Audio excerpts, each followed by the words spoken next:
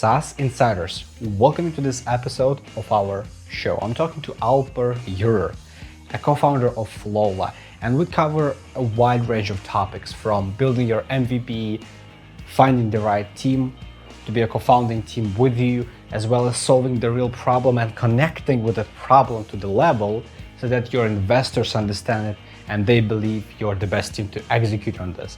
Check out this short clip from the episode to get a taste of it. And I think it's also super helpful that when you have a well-rounded founder team, where you have people who are building something from their own pain point, the story that you tell is just a very natural one. So if 10 VCs will refuse you, the 11th one will listen to you, and the 12th one will have a bit of a, I don't know if it's right to say here, but a bit of a FOMO. And I think with everything in the world, unfortunately, FOMO really helps. So when you're talking to a few different people at the same time and starting to close a round, suddenly people start having a lot more interest in you. We're covering much more in depth on those topics. So I recommend you to listen to the full episode right after this sponsorship segment. This episode is sponsored by the Sass Insiders Studio. We help SaaS founders build their minimum viable products, MVPs, launch quickly, find a product market fit, and grow from there. Sass Insiders Studio works with non-technical founders that are on the pre-seed or seed stage to help them execute on their product vision. To learn more, go to my LinkedIn profile that you can find in the description to this episode and shoot me a direct message there. All right, let's jump straight into today's episode. SaaS Insiders, I welcome you to this episode of our show. Today, I'm joined by Alper Yurder. He's a co-founder of Flowla, and today we're going to be sharing with you his amazing story, how he turned out to be a founder in the first place, and he'll be sharing with you some of his learning experiences working on this SaaS business, fundraising, and all the crazy stories that you have. But that said, Alper, welcome to the show. Thank you, Vlad. Thanks for having me.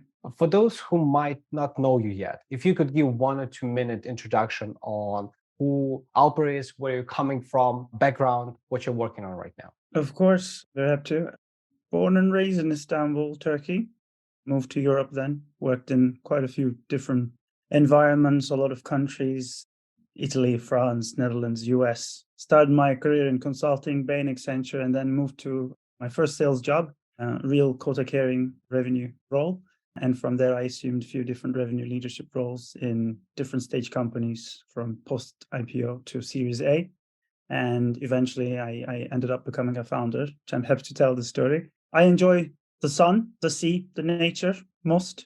And I also do blog from the Mediterranean all the time. And it has interesting parallels between being a co-founder and a micro-influencer. I'm happy to tell. Yeah, that's me.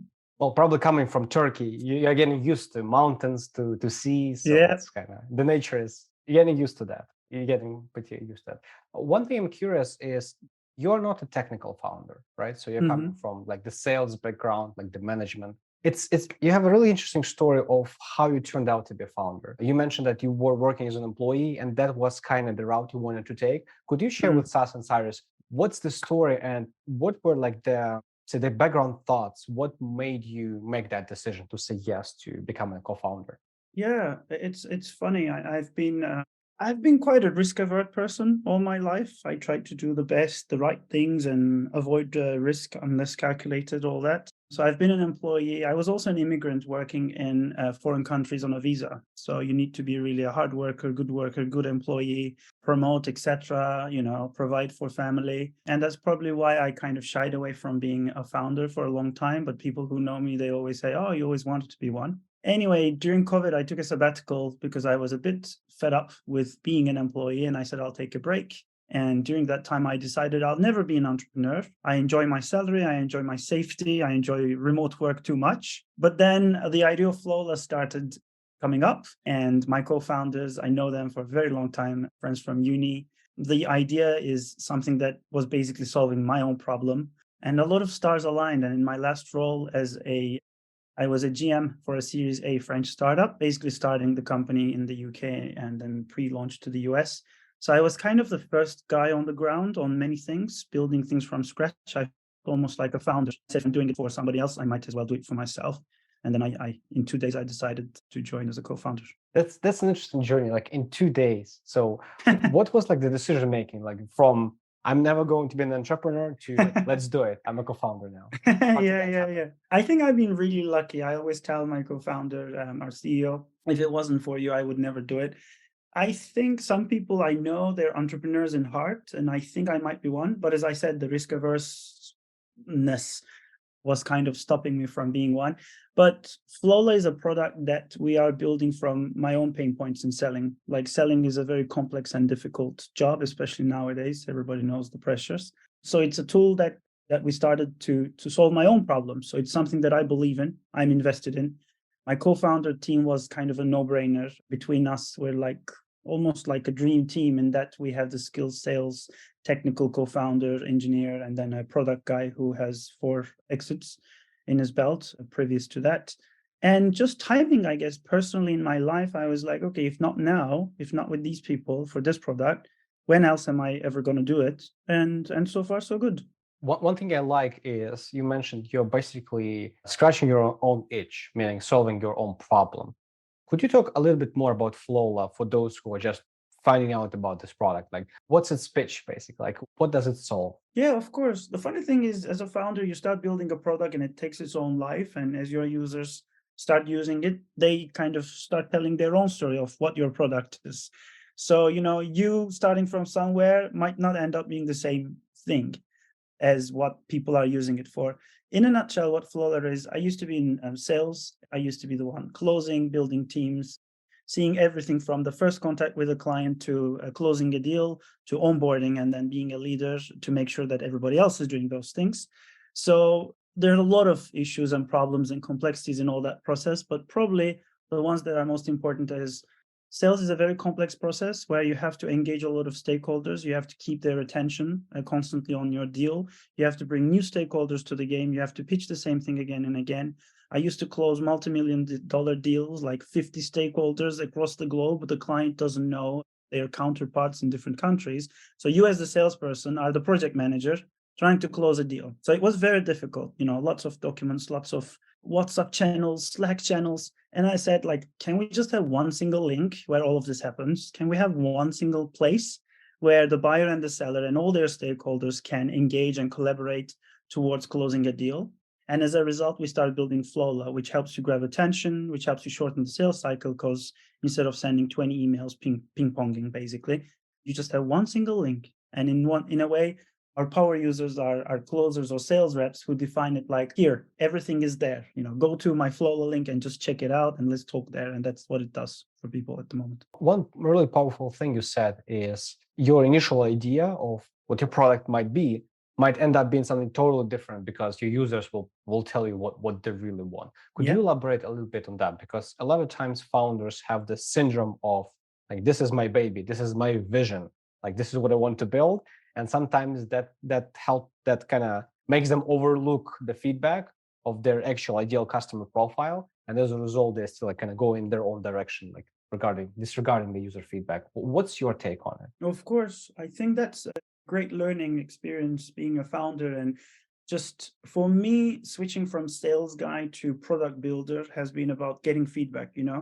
Maybe as an employee or in your life, you don't really love feedback. Everybody says they love it, but everybody hates it, basically. It hurts you. As a product builder, feedback is great because that helps you get to success as soon as possible. So if you have users who tell you something, you listen to them. And as more and more people tell you the same story, you start listening even more. What I'm trying to say is basically, I started building a product to close complex deals.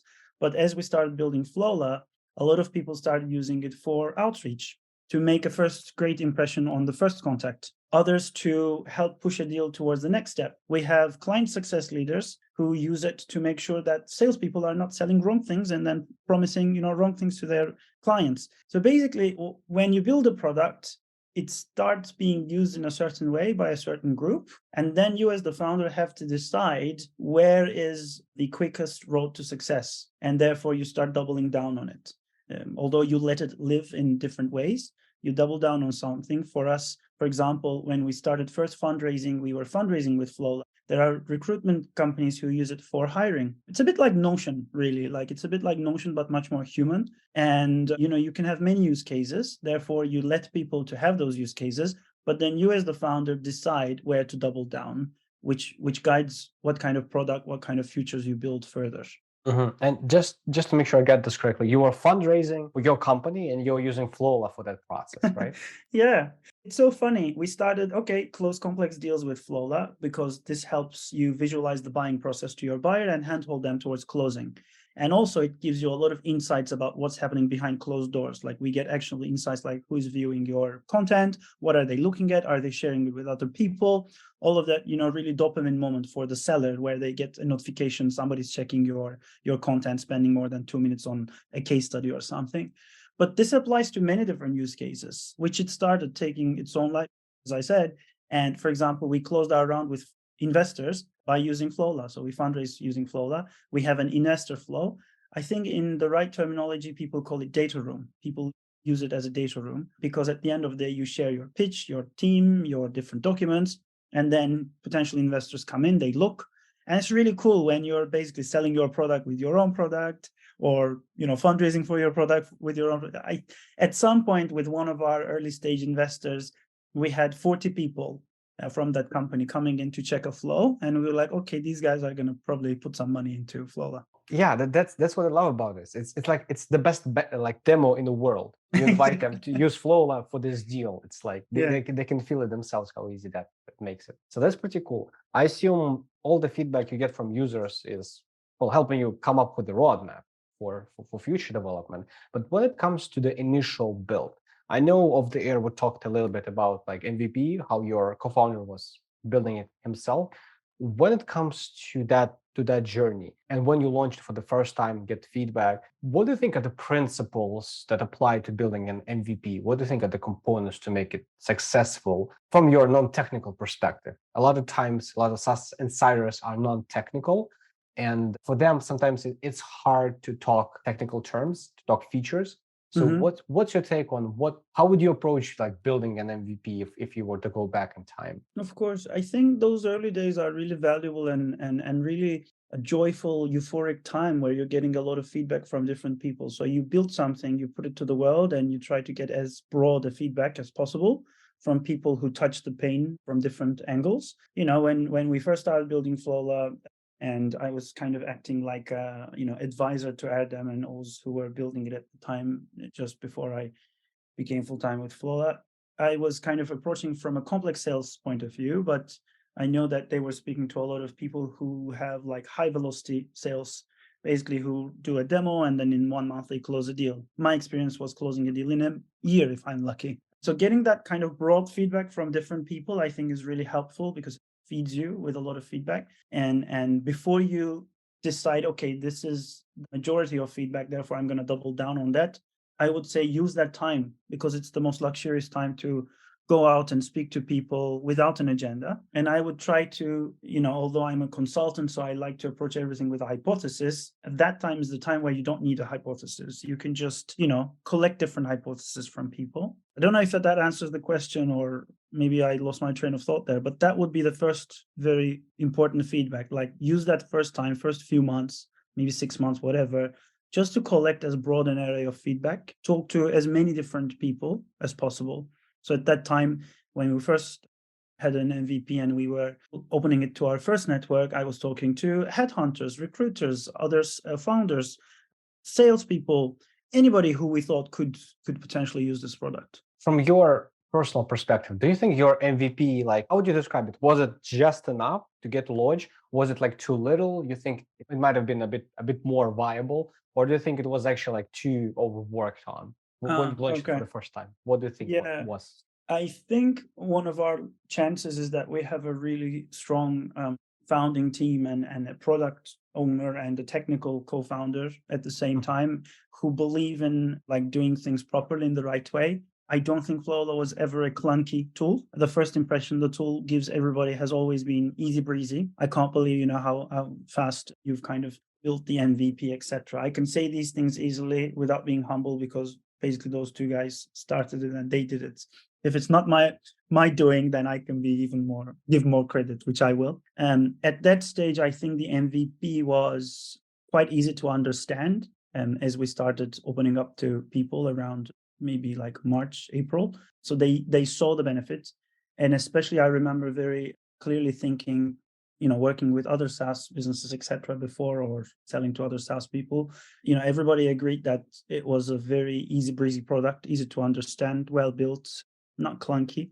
So once you have that kind of simple, not clunky version, go out with that, because I think people feel comfortable giving it a go at that stage. Do you know how much time it took your co-founders to get the first version out in the water? Oh yeah, of course.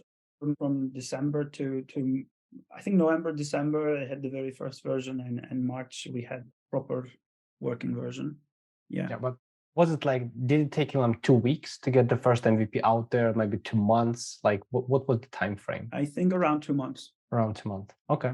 One interesting topic here I wanted to discuss with you as well, Alper, is fundraising. A lot of times founders, when they launch something, they have, to make it simple, they have a few routes. They have like bootstrapping, angels, they have venture capital, multiple ways to go with, all of them with different, let's say, benefits, with different challenges. How did you make your decision, well, to go into basically like the fundraising route? What do you think was going through your mind? What kind of decision-making process? And do you feel like this was the right decision to make overall?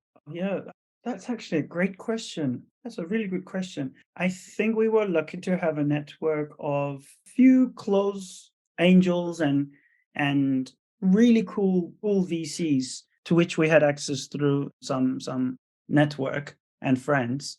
As you might imagine, this is not the best time to be raising, and it wasn't for us either.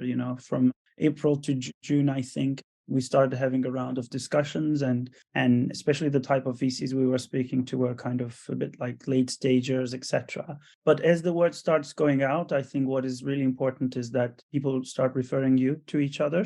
And at that stage, it becomes a bit more evident that, either this or that will kind of invest in you. And having those angel investors, especially people who have the industry insights, we have a couple of them who come from, like, we have an angel investor from Salesforce, or that kind of network is really helpful. And I think it's also super helpful that when you have a well-rounded founder team where you have people who are building something from their own pain point, the story that you tell is just a very natural one. So if 10 VCs will refuse you, the 11th one will listen to you, and the 12th one will have a bit of a, I don't know if it's right to say here, but a bit of a FOMO. And I think with everything in the world, unfortunately, FOMO really helps. So when you're talking to a few different people at the same time and starting to close a round, suddenly people start having a lot more interest in you. There's a saying that venture capital, almost like a private club, it's like it's super hard to get in, but once you get the first one interested, or just someone who likes you, can refer you, like suddenly like all of those guys are willing to talk. Yeah, but in that sea of talk, I think you have to be really careful who you want to go with, because I can say we have been super selective, but we've been very lucky that our investors they have the expertise, they contribute to Flawla's growth in every way they can, with the network, with experts, with connections, with a genuine support, and all of those things. And one of our investors even introduces us to some angels or influencers in the business. So when you find the right type of people who know the sector and not just throwing some money at you, that's the right partners to work with. I'm curious, when you had to make that initial decision to go for the first fundraising round, was there even an option to go bootstrap? Was there even like an option to consider? And if so, like, what made you go to the VC path, basically? Yeah, I wouldn't maybe speak on behalf of my co-founders, but on my side, there wasn't an option to be bootstrapped for life reasons. We needed investment.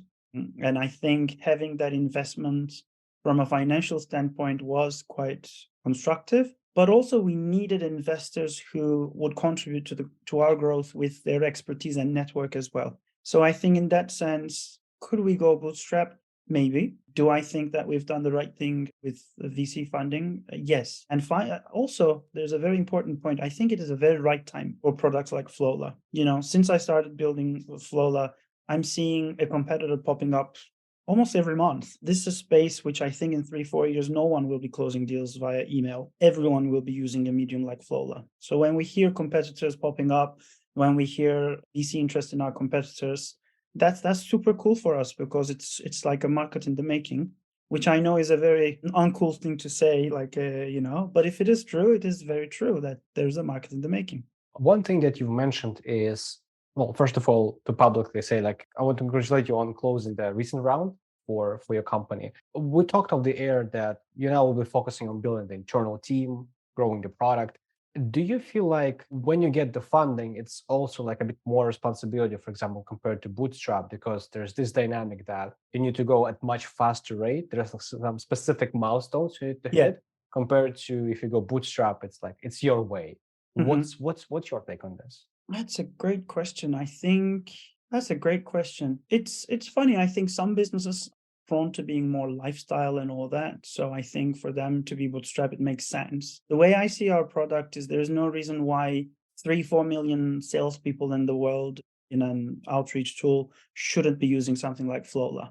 So for us, it's kind of a no-brainer that we should be growing to those levels. We should be reaching a portion of that market. If I thought the product was something that is kind of a niche or limited to a certain market, then of course, why run? Why, take your time, have lifestyle business. I won't lie, it's very demanding to be a founder. The last time I was working these hours was when I was first year Bain analyst, being a strategy consultant, doing due diligences, 12-hour days and all that. And so it feels like, after 12 years, I'm back to those days.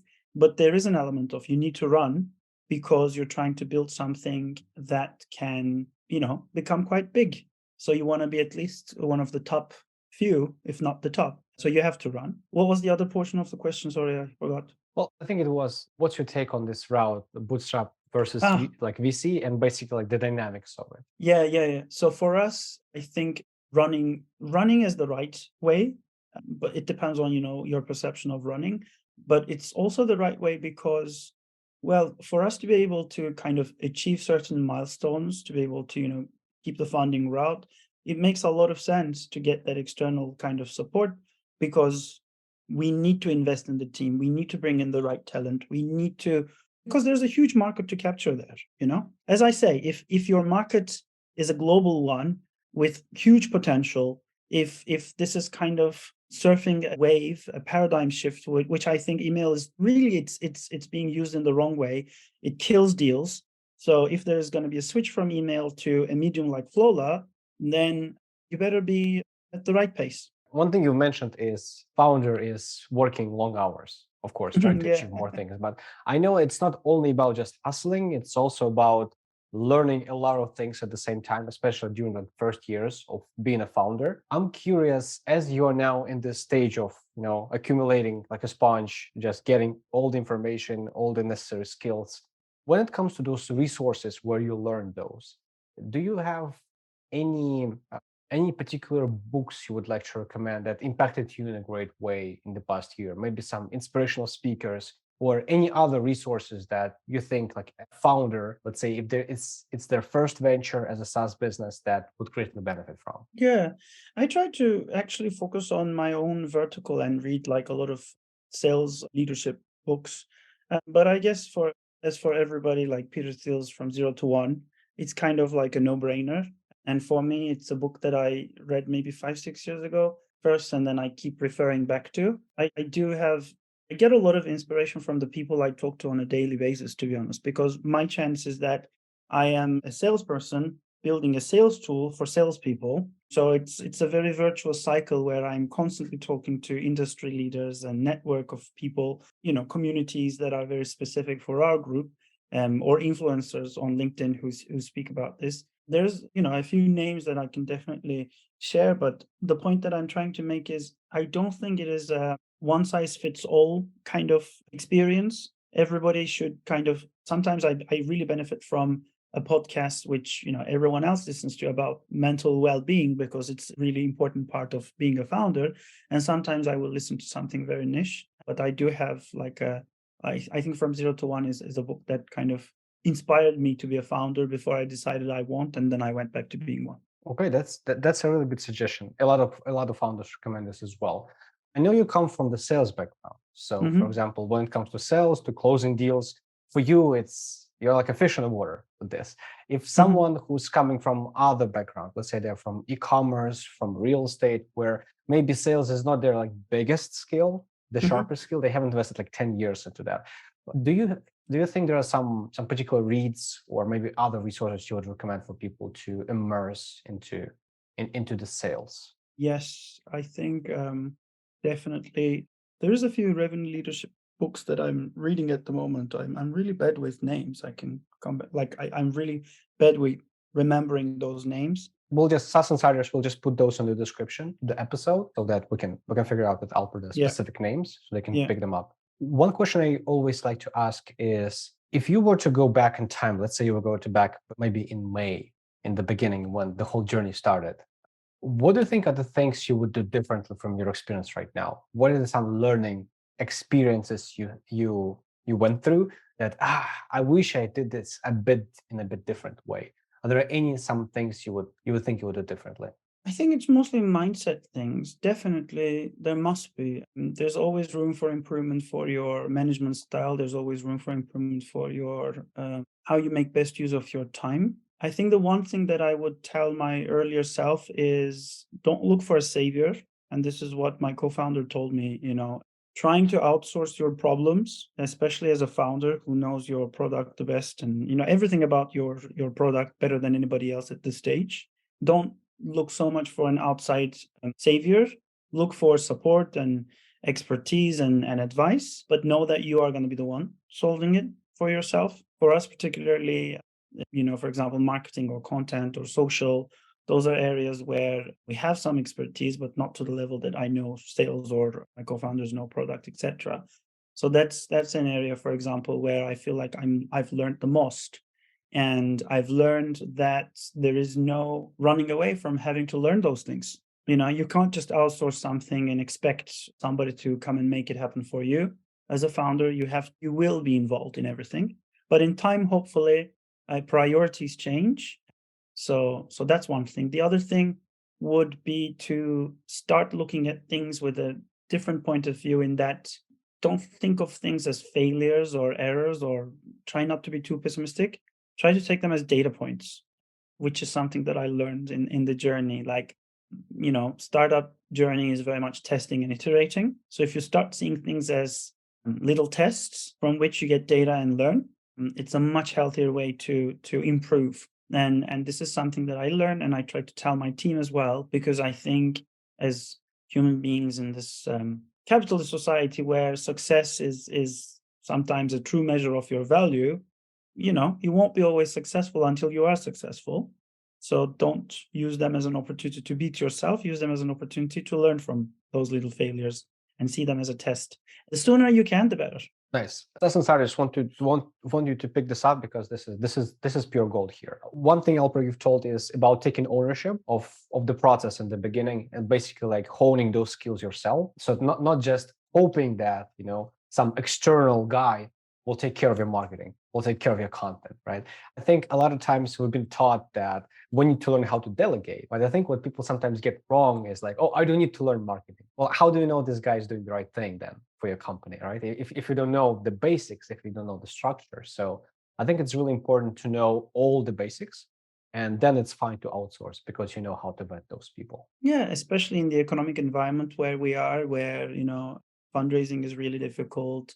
All VCs are looking for, for you to have an MVP and then be profitable at the same time. And I think like burning through cash or like to the moon and rockets and all that is no longer our reality. We need to be realistic and make sure that, when you're investing in something, you've cracked it first. When you're bringing in your sales team, you know how to sell. When you're bringing in a content person, you know what you want them to, put out there, or an engineer, a backend engineer, for example. Before hiring them, you basically what your product roadmap for the next 4 months is, and you're so overwhelmed, you just need somebody. So yeah, be a little bit more frugal, be a bit more prudent, and also involved in things that you don't know, because then you crack it yourself and you realize, okay, now I need help and support. And one more important thing you mentioned is about taking some, let's say, failures. I wouldn't say failures. It's more like small challenges when you face them, don't take them as a defeat, take them as a learning experience, right? Because Absolutely. there's a saying that you cannot lose as long as you keep going, basically, meaning that Yeah. it's just a learning experience. You cannot lose as long as you do. Absolutely. So I think the reason why it's important is because a lot of founders are discouraged because you don't come with an expectation that it's going to be an emotional roller coaster. A lot of times, of course, now that we're speaking from the position where we are, we might say that it's we're grateful for the journey. It's really good. But if you go back a little bit, and when you're in this process, it feels like it doesn't feel too good, right? So it's pretty hard to feel that way, to feel the positivity, the gratefulness when you're in the middle of a fire. Oh yeah, I mean, I think it is very much the reality for me that, every moment is different. It's a roller coaster, and I think it has an effect on your mental well-being. It also depends on your personality, your experience, how you start seeing things. And definitely it's a roller coaster, and yeah, get ready for the ride. Like a mentor told me, think, the hardest and then 10x it, and it's going to be that hard. And at that point I was like, yeah, I'm doing this thing for somebody else. My job keeps me awake at night, so I might as well stay awake for my own thing, etc. Yeah, it's definitely harder because there's no room to run. Like, you have to, at the end of the day, solve the problem. You are the one who's going to crack it, and you have to make it. There's no other way. If you were to pick like the biggest idea from our talk today, before we'll be wrapping up this, if Sass Insider who's listening, they skipped everything and they just took away one big idea, what do you think that idea would be for our talk today? Oh, wow, that's a very difficult question. I don't want to say just for the sake of saying something. I think personally for me, this kind of conversation really makes me feel really good that I took the leap of faith, although it's been really hard for me. That when the time is right, when you feel that stars are aligned and you're still worried, just, take it. Take the opportunity, grab it, go with it. What's the worst thing that can happen? You're still you. And if somebody as risk averse as I like to call myself, if I can be an entrepreneur and do a pretty good job of it, then I think everybody should give it a go. Like, don't fear. Take it. Take the opportunity. Seize the opportunity. What do you think would be the best way for SaaS insiders to get in touch with you in case they want to add value, maybe learn a bit more about Flowla, maybe it's someone from the investor side or someone else just seeking some guidance or feedback? We'll be putting some links in the description, but I'm just wondering what's the best way to reach out to you. Of course, feel free to connect with me on LinkedIn. I'm happy to drop my personal email, etc. And if anybody is looking for, especially like sales or go-to-market advice, the reason I love sales is I feel like sales is like therapy. It's the opportunity for the one with the problem to speak and the salesperson to listen and to try and solve it. So I like to call what I do in a discovery call sales therapy. So I'm always here. I can be your therapist. I can listen to you. So reach out, and hopefully I can be of help. Appreciate it. Making this offer. To wrap up our conversation today, what do you think will be the final thoughts? What will be the note we should finish on? Good question. What do you think should be the note we should finish on? I can do a little shameless plug with Flowla. I think if especially we're talking about technical, non-technical founders here, and there must be a distinction. And I think the skill sets are quite different. But being a founder means you have to start learning things that you don't know, that you have to be comfortable with learning other things, that you have to be ready that you will be the owner of your problems and you'll need to solve them yourself, and not look for a rescuer. I think, like, don't burn money looking for a rescuer. Try to be courageous enough to take the first step yourself. Try to crack something first yourself. And then once you have an idea, the gist of what needs to happen, then spend your money there. And yeah, I've enjoyed this conversation very much. Thank you for inviting me. Alper Yurder, everyone. Alper, thank you for joining our session today. SaaS Insiders, make sure to check out Flowla. Make sure to connect with Alper, and we'll see you in the next episode.